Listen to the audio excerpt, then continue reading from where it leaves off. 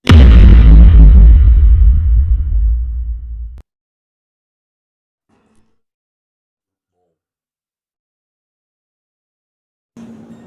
para violinis Surabaya yang mau nongkrong, ngopi-ngopi, ngobrolin soal musik, violin dan lain-lain. See you nanti malam.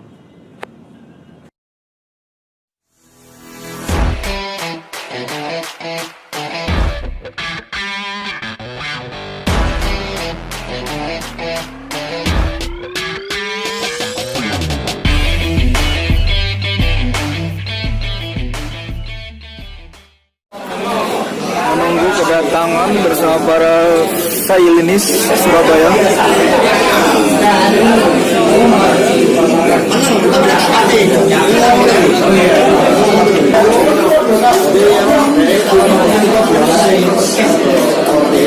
Dari Sidoarjo, Tuban, Malang, dan sebagainya, Madura.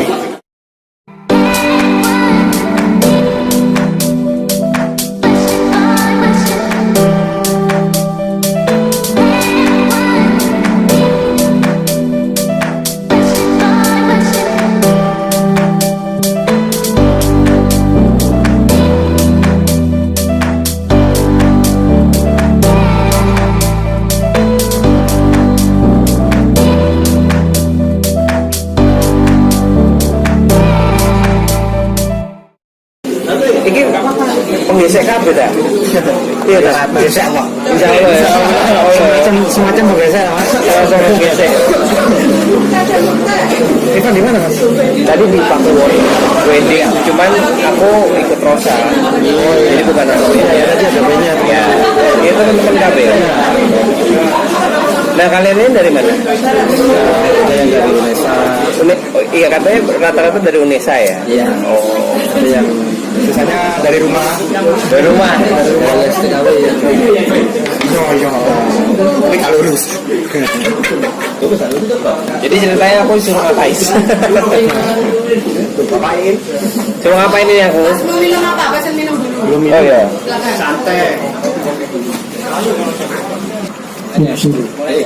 Assalamualaikum warahmatullahi wabarakatuh. Tausiah kita hari ini. Iladratin Nabi Mustafa. Salam sejahtera buat kita semua dan selamat berkumpul teman-teman semuanya di sini. Kita kedatangan tamu spesial ada Bang Didit Violin. Begini Bang, buat kamu semuanya Bang. Perkenalkan, nama saya Vino Gibastian. Panggilan nama panggilan. Nama gua saya Sate.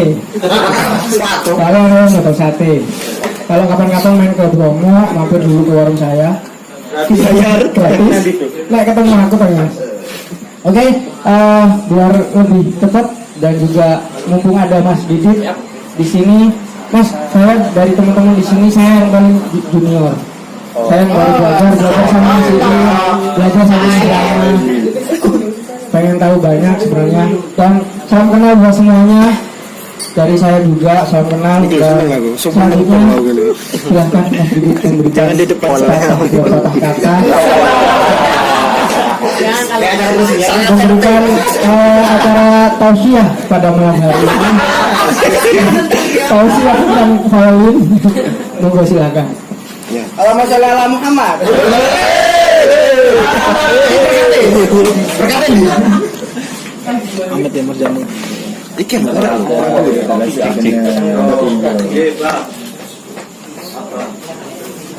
Vlog ah. Aku yang dingin. Pesen minuman, jangan lupa. Assalamualaikum, selamat malam. Aku nggak nyangka yang ngumpul akan sebanyak ini. Ya ada berapa? 20-an ada kali ya? Tapi ya 50. Dan aku terharu banget karena bukan hanya di Surabaya tapi di sekitar Surabaya yang jauh-jauh juga pada ngumpul di sini. Tadi paling jauh di mana? Tuban. Tuban. Nah ini yang paling muda ini dari. Ya tadinya juga cuman pengen nongkrong ngumpul aja, tapi kayaknya kalau sebanyak ini kalau cuman nongkrong ngopi dan lain-lain kayaknya nggak seru ya. Jadi monggo yang kalau punya pertanyaan yang ingin ditanyakan seputar musik atau biola atau hidup di musik ke saya monggo. Wih, langsung nih. Ya langsung aja. Langsung yang mau diruqyah Aku jam 4 sudah kasih ke airport juga. Masih lama. Ke sini airportnya. Jadi mau praktek di sini juga nggak apa-apa. Kalau misalnya ada yang bawa violin mau praktek di sini terus minta diarahkan dan lain-lain monggo. Siapa dulu? Monggo. Masih ingat dulu berarti ya? Yang paling mirip ininya apa? Cover cover apa? Turning point. Pak Agoni. Satu-satu. Wah, biolanya luar biasa. Maestro.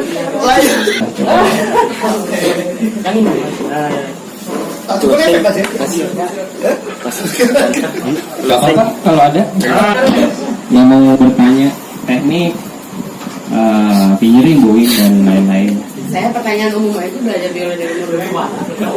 Saya belajar biola dari umur 3. Terus 3 tahun tuh sebenarnya lebih ke pengenalan alat. Jadi almarhum bapak saya tuh bilang cerita sama saya kalau ini loh yang namanya biola tuh bentuknya seperti ini namanya senar, ini namanya fingerboard, ini namanya pek, ini namanya chin rest, shoulder rest. Wow, itu megangnya seperti ini, lebih ke situ. Mulai belajar kerasnya waktu umur 5-6 tahun lah ya, 5-6 Klasik ya. tahun. Harus zaman itu soalnya. Aku ya. Saya cuma mancing. Iya. Tahu Anda.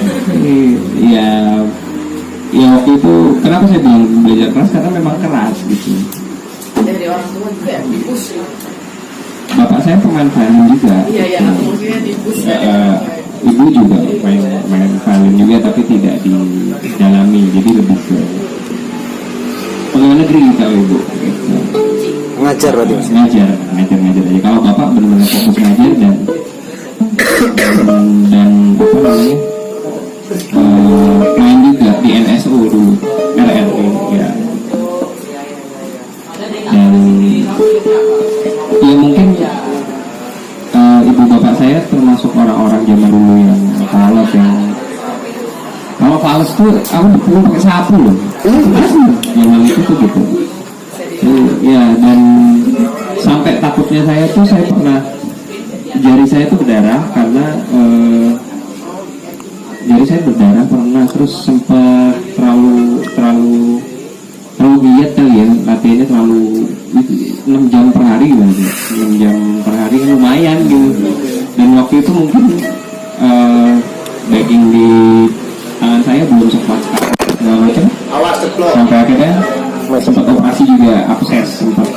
Jadi jari manis saya sama jari telunjuk saya tuh bengkak gitu, mengalami pembengkakan gitu. Operasi. Ya habis itu sih tetap 6 jam juga. Barang sejam kan lumayan kan. Gitu. Jadi sebenarnya kalau ngomongin saya masa kecil, saya kehilangan masa kecil ya, saya kehilangan masa kecil. Jadi benar-benar tiap hari pulang sekolah tuh jam 1 tuh udah harus SD kan, jadi cuma sampai jam 12 gitu. Terus jam 1 tuh sebelum makan, sebelum apa segala macam, aku biasanya jajan dulu, buat ini dulu apa, ngisi perut dulu, jajan apa kayak gitu, baru latihan. Habis itu baru boleh makan, terus ngaji dan lain-lain lah. Ngaji.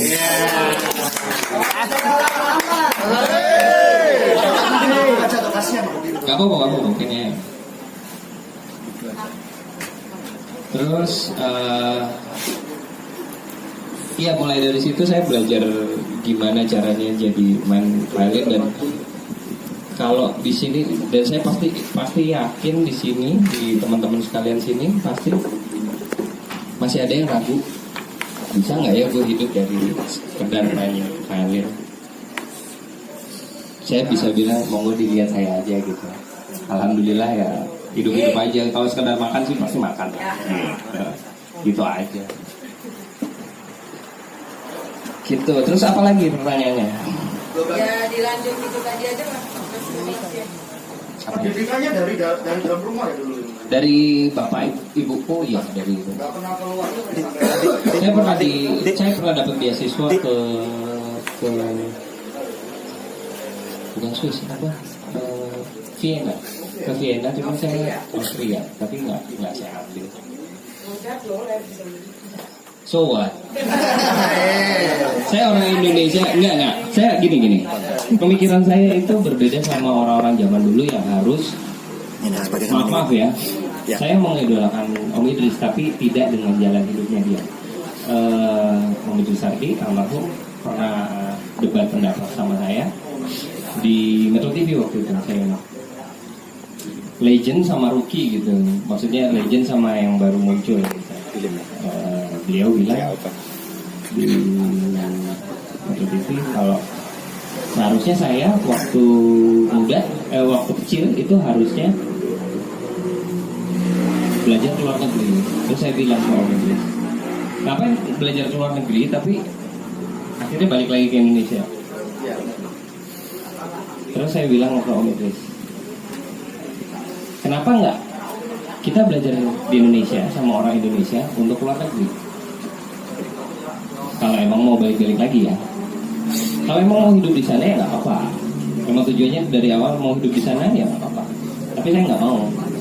Saya masih agak sedikit nasionalis lah. Maksudnya saya lahir di Indonesia sama orang Indonesia, terus saya belajar. Saya keluar negeri, saya mau pertontonkan bahwa orang Indonesia ada yang bagus gitu. Sedangkan kalau orang-orang zaman itu rata-rata kalau dapat beasiswa pasti diambil.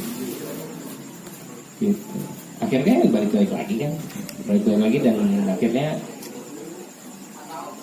ya jadi pengajar yang bagus sih gitu. Cuman akhirnya identitas Indonesianya nggak setengah juga. Maksudnya ya ada tetap, cuman kayak apa ya, kayak kurang nasionalis aja gitu. Ini nggak sih? Iya kan? Kalau kita bisa membanggakan Indonesia tanpa harus keluar negeri terus balik lagi, ngapain lo keluar negeri tapi lo balik lagi ke Indonesia? Kalau lo emang dari awal mau di luar negeri aja, jangan pulang lagi gitu. Kalau aku alhamdulillah, aku keluar negeri ke Eropa, ke Amerika, apa segala macam. Alhamdulillah sampai saat ini jati diri saya masih orang Indonesia. Saya masih belajar sama almarhum bapak saya yang orang Indonesia gitu. Dan saya bisa mempertontonkan, ini loh, gue bisa main seperti ini gitu. Dan believe it or not, saya main jazz dan lain-lain di luar, mereka amazed karena lick-lick yang dipakai di Indonesia itu beda sama lick-lick yang di sana gitu. Lick-lick Eropa tuh ketahuan. Maksudnya kalau di sini ada yang baca Naruto nggak sih? Kalau baca Naruto tuh ada satu orang yang saya kagumi dan saya ikuti gitu. Bukan jalan ninjanya ya. Kalau Naruto kan jalan ninja kan, maksudnya semangat hidupnya sebagai ninja tuh. Kakashi itu kan jadi ninja peniru kan. Jadilah orang yang bisa meniru tapi tidak bisa ditiru. Iya dong. Lu tetap punya identitas kuat. Kalau orang nyuruh lo main seperti A gitu, lo harus bisa. Tapi orang itu belum bisa apa yang lo mainin gitu. Coba untuk berpikir seperti itu. Gimana pun caranya, sesimpel mungkin yang orang mungkin bisa meniru, tapi akhirnya lo berpikir, iya kok bisa ditiru? Jangan berpikir kayak gitu. Pada akhirnya lo harus berpikir, lo bukan gue.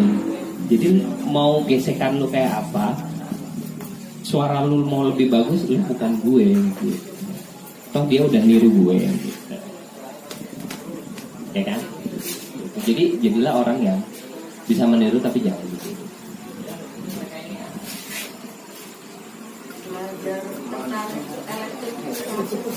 Elektrik apa? Violin? Ya, kita dari klasik hijrah ke itu ada guru lagi atau Nah sebenarnya zaman klasik pun saya udah menerapkan sistem elektrik sih.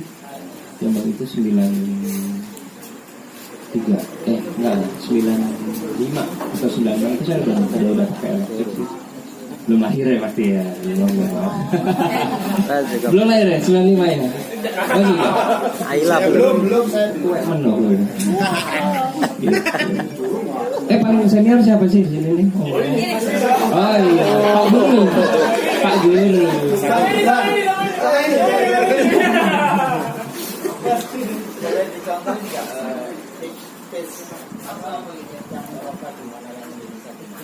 Oh boleh.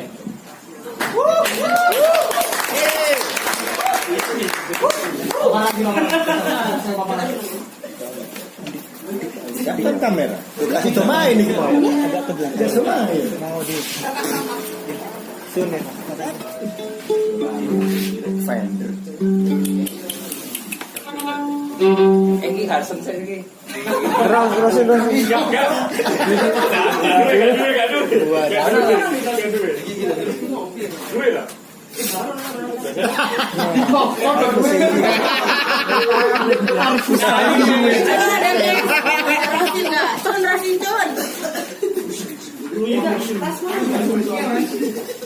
Rosin siji kan gong limo iki. Siapa malu? Pasti seumur hidup sak minum. Batu akik biola Surabaya mah miskin. Biolanya apa Rosin kalau sing gowo. Iya, pinter juk. Parah. Kan begitu sistemnya. Ada yang mau lewat nggak? Enggak. Kita mulai main bareng. Rosin saya.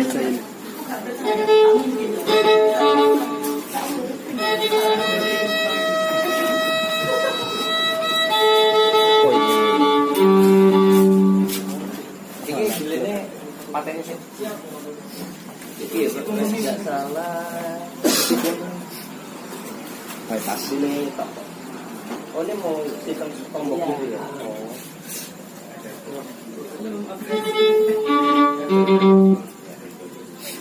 Jadi tadi minta dicontohin apa? Eropa ya. Eropa itu cenderung straight, jadi nggak ada teknik yang ditonjolin sebenarnya. Nggak ada shuffle itu sebenarnya lahirnya di Amerika, di begitu temen jazz Amerika, blues, soul, swing itu kan itu semua. Kalau Eropa cenderung klasikal cuman di improvisasi gitu. Jadi sebenarnya kalau kalian mau sistem Eropa yang benar ya, kalian harus mempelajari scale dan touch yang ada gitu. Dari mana mulainya? Dari tangan nada, semua tuh dari tangan nada. Tangan nada G aja misalnya.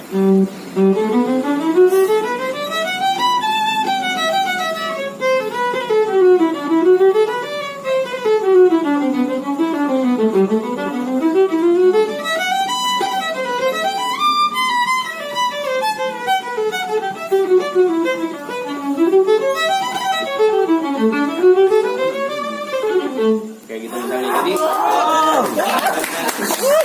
benar-benar straight, nggak ada yang ritmik, nggak ada mainan ritmik, benar-benar yang kalau misalnya bluesnya Prancis juga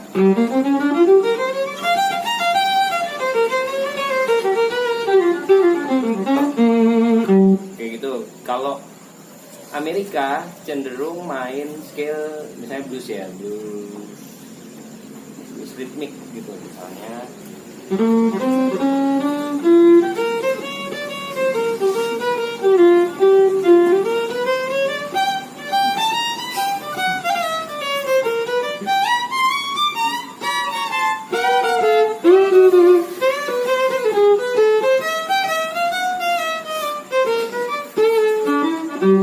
Gitu. Jadi ada tekanan-tekanan di bowing gitu. Jadi mainnya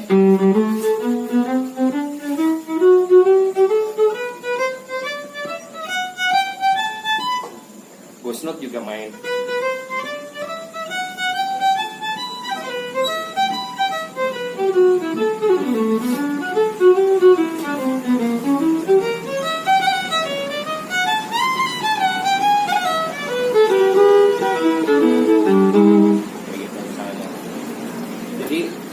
Main shuffle kayak gitu.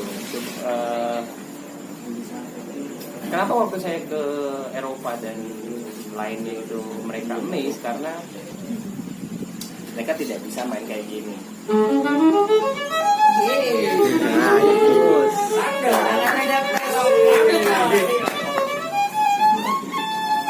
Liwat. Masalah itu aja sih, masalah skill mereka nggak belajar skill pentatonik yang pentatonik Jawa, pentatonik Sunda gitu nggak. Yang mistik gitu ya. Iya. Dan menurut saya pentatonik yang sulit itu India sih, India itu sulit. India.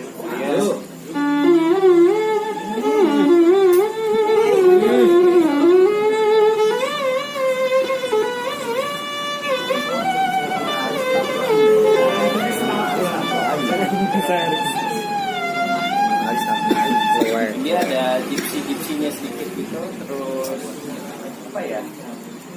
Sunda juga sebenarnya main 6 gitu juga.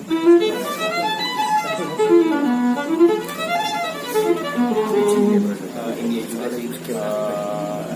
Kalian main belajar misalnya triplet.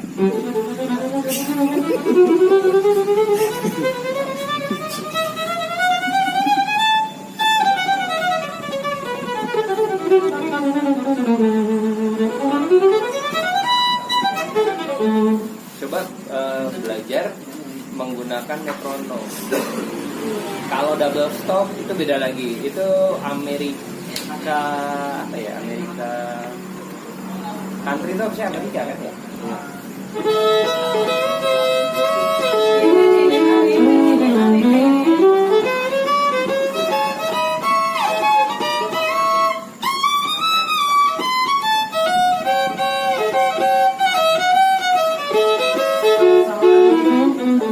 Kalau saya ditanya, saya belajar tantri dan lainnya di mana, saya belajar sendiri karena nggak apa ya, emang nggak ada gurunya kan di Indonesia gitu. Jadi zaman itu sih emang belum ada YouTube dan lain-lain, jadi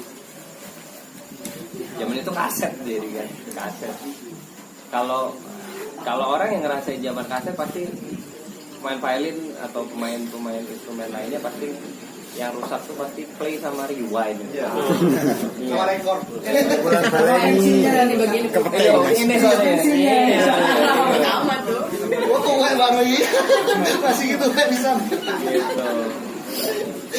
Nah, saya tuh kemarin beberapa kali ada bukan menyindir atau nggak suka dan lain-lain, enggak, cuman saya paham lah, saya tahu kalau kita tuh ada rumpun Melayunya, tapi kan ya kita nggak harus main Melayu terus gitu toh. Udah ada pangsa pasarnya sendiri lah kalau Melayu dan lain-lain.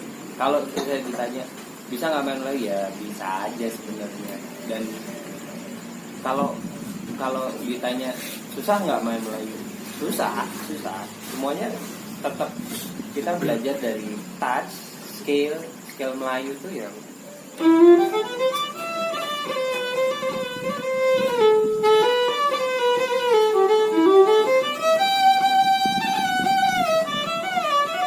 kayak gitu-gitu kan sebenarnya.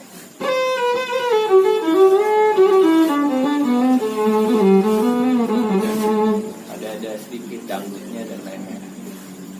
Jadi kalau bisa bikin gaya bermain improvisasi sendiri, kenapa mesti ngikut salah satu itu? Dipelajari nggak lu? Cuman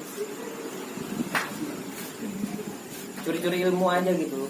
Kayak aku waktu SMA saya reguler di Country Road TVRI sekali. Itu Tanto Yahya seneng banget waktu itu. Tanto Yahya seneng banget dan saya udah cukup. Menurut saya udah cukup. Saya cabut dari situ karena saya nggak mau di situ. Karena saya bukan pemain country. Saya mau belajar yang lain. Jadi curi-curi ilmu, misalnya kalian main di wedding, apa yang bisa kalian main di wedding gitu? Entah bacanya, entah klik-klik orkestrasinya, entah apa sih biasanya wedding apa sih? Baca empat. Kalau istri. Oh iya juga. Solo yang Solo yang lagu orang. Iya. Dan saya senja. iya kan sebenarnya passionnya kan gitu aja kan.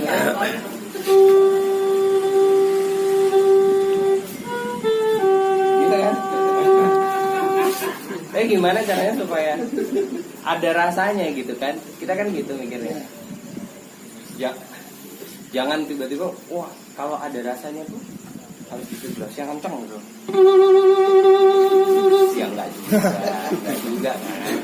Biasa aja enggak, vibrasi pun kalau misalnya kita mainnya bener, enggak fals dan lainnya juga enak kok.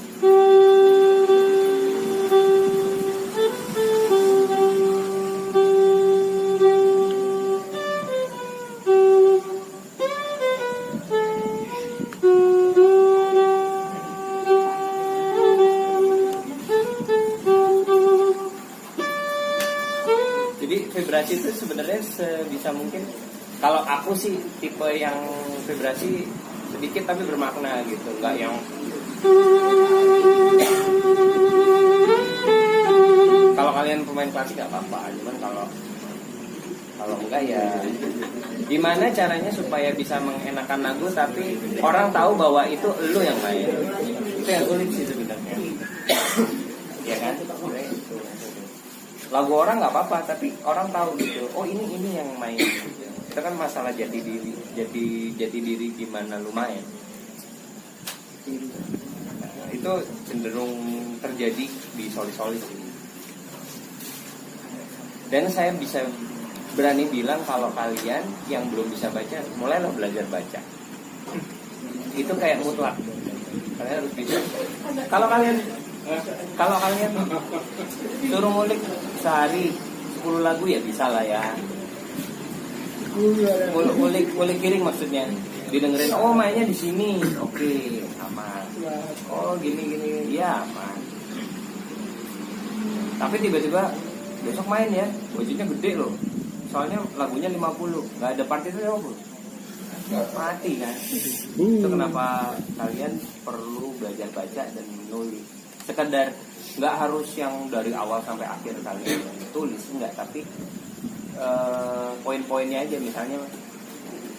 Misalnya nih kalau aku ya cara nulisnya, misalnya di buku not balap tuh first, ref, atau pre-chorus, ref, first lagi, isi gitu. Nah isi ini kita tulis aja isi atau lead gitu, lead. Nah leadnya itu kita tulis. Terus itu sampai sekarang itu season itu juga pakai itu juga pakai apa? Enggak. Sebisa mungkin aku nggak pakai part. Alhamdulillah Tuhan memberi saya ingatan yang lumayan. Alhamdulillah. Ayo teriak lagi.